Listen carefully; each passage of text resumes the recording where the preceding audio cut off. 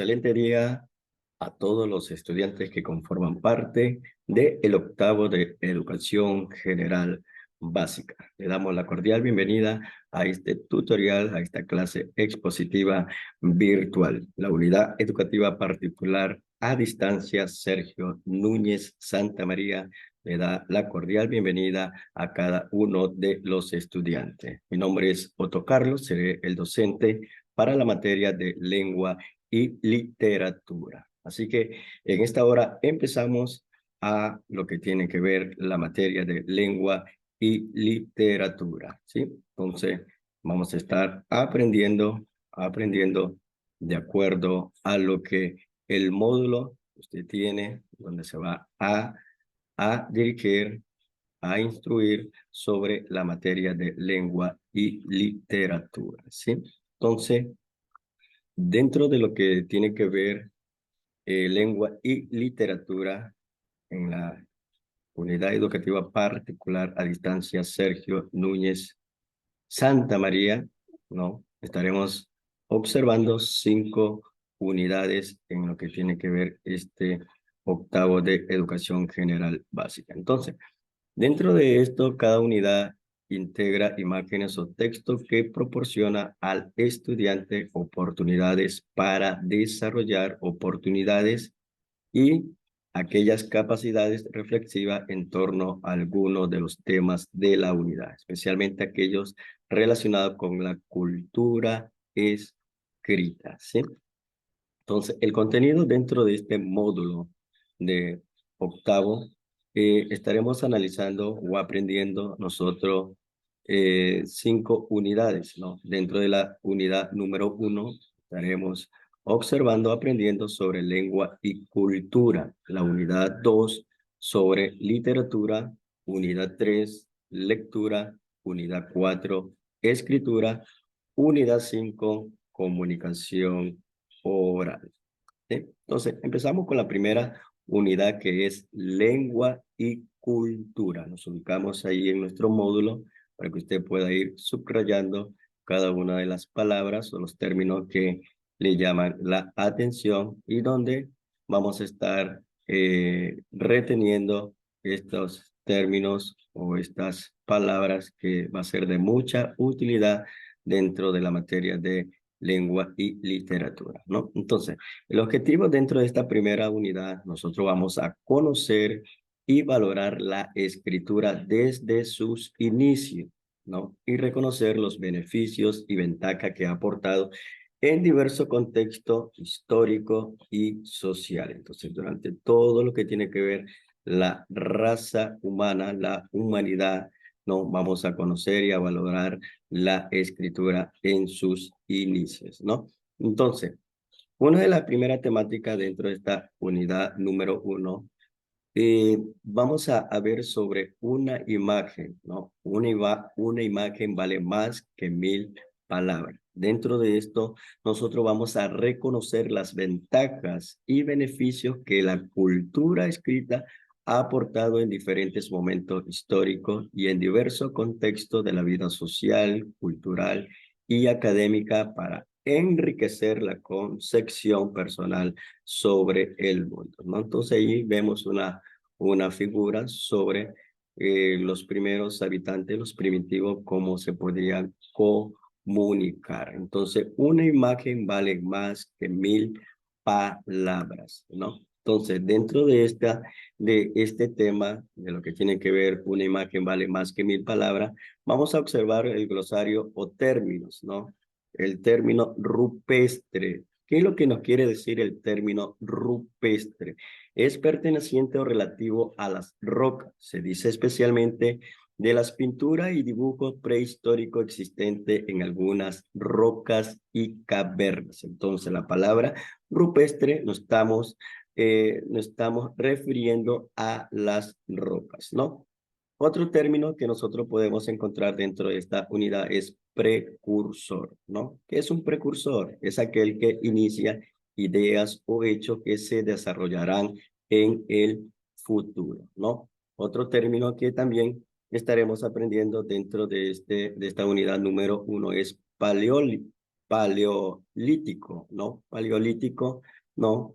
Donde podemos ver de que del primer periodo de la Edad de Piedra, caracterizado por el uso de piedra tallada, ¿no? Se extiende desde hace unos 2,85 millones hasta hace 12.000 años, ¿no? Entonces quiere decir que el ser humano en ese entonces era cazador, recolector y nómada, ¿no? No conocía la agricultura, vivía en cuevas y fabricaba sus instrumentos de piedra mediante golpes. Entonces de allí es que podemos decir que el hombre a través de la historia se ha podido comunicar a través de diferentes formas, ¿no? Las escrituras. Entonces, dentro de las características de las pinturas rupestres, ¿no? Entonces, sin olvidar el término rupestre que va relacionado, relativo a las rocas. Entonces, las pinturas rupestres, los primeros seres humanos, ya podían comunicar lo que pensaban por otros medios distintos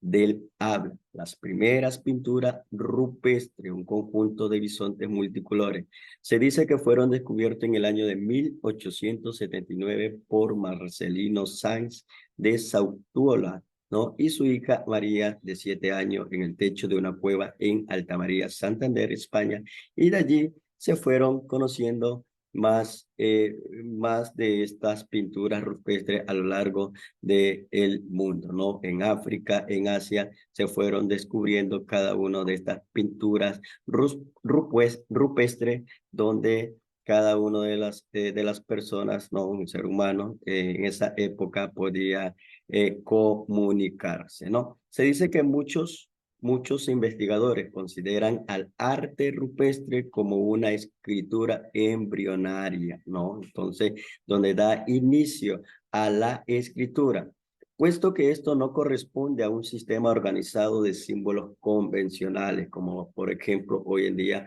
en nuestra actualidad, ¿vale? Para poder formar lo que tiene que ver una sílaba, una palabra, nosotros utilizamos los símbolos convencionales como son las vocales, el alfabeto, y así formar lo que son las palabras. Entonces, en ese tiempo, en la era rupestre, donde la escritura se dice que fue algo embrionario, ¿no? Donde usualmente como escritura, ¿no?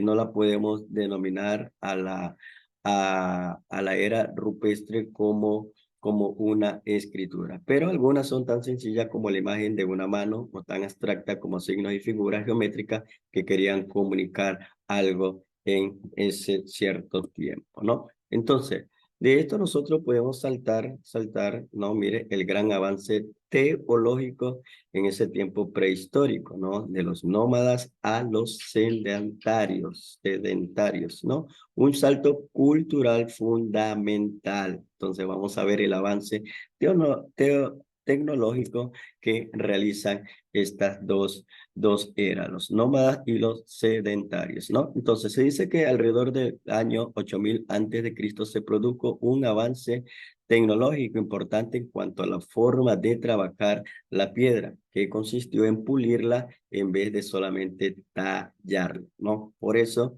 esta época se la denomina como neolítico, es decir, de la piedra nueva, ¿no? Entonces, donde consiste de tallarla a pasar a lo que es pulirla, ¿no? Entonces, este fue el último periodo de la edad de piedra, tras el cual comenzó la edad de los metales, ¿no? De los metales. Entonces, vamos a ver dentro de esta unidad glosarios o términos que nosotros podemos identificar o aprender en la unidad número 1, que es lengua y cultura, ¿no? Entonces, uno de los términos es el milenio. ¿Qué es un milenio? Es un periodo de 1000 años. Milenio, un periodo de 1000 años. Nómada, que va de un lugar a otro sin establecer una residencia fija. Sedentario, ¿no? Se dice que es un grupo humano dedicado a la cultura ya asentado en algún lugar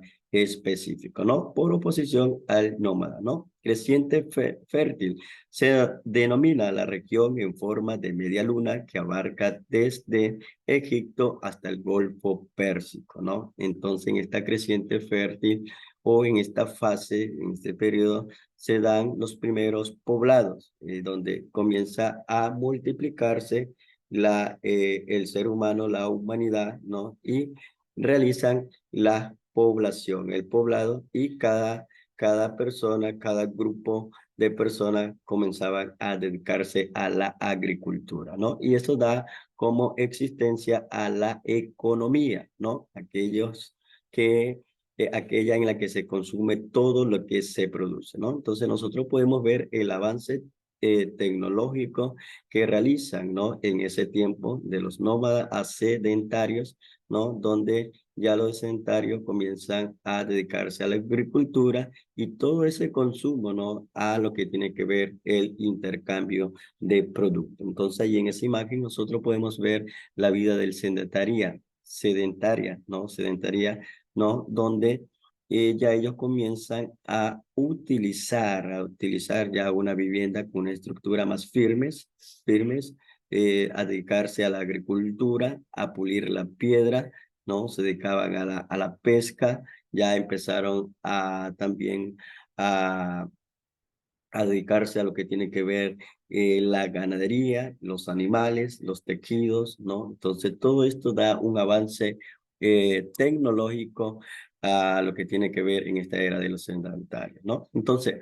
dentro de esta unidad vamos a poner en práctica, ¿no? Aquí hay 3 preguntas donde usted va a reflexionar y de lo que ha aprendido, ¿no? Entonces, la primera, ¿por qué la pintura rupestre no se considera un sistema de escritura, ¿no? Entonces ya vimos, ¿no? Esa parte, usted puede retroceder el video y ver la frase que utilicé, porque no se lo considera como un sistema de escritura, ¿no? ¿Qué significa que se hayan encontrado muestras de pintura rupestre en lugares tan distantes entre sí, ¿no? Y por último, resuma la diferencia entre las dos eras, los nómadas y sedentarios, ¿no?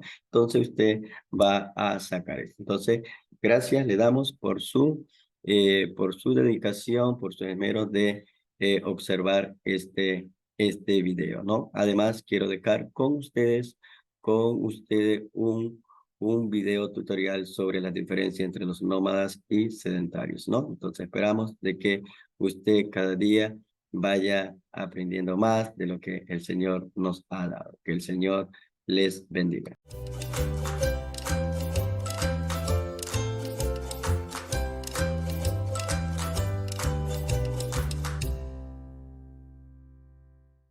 Hola, ¿qué tal, amiguitos y amiguitas? Bienvenidos a un nuevo video. El día de hoy les traigo el tema de los nómadas y sedentarios. Pongan mucha atención. ¡Comencemos!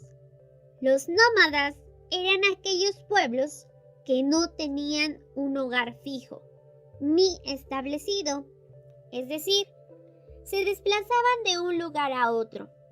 Se movilizaban de manera muy constante para su subsistencia, de consumir alimentos como frutos o la caza de animales.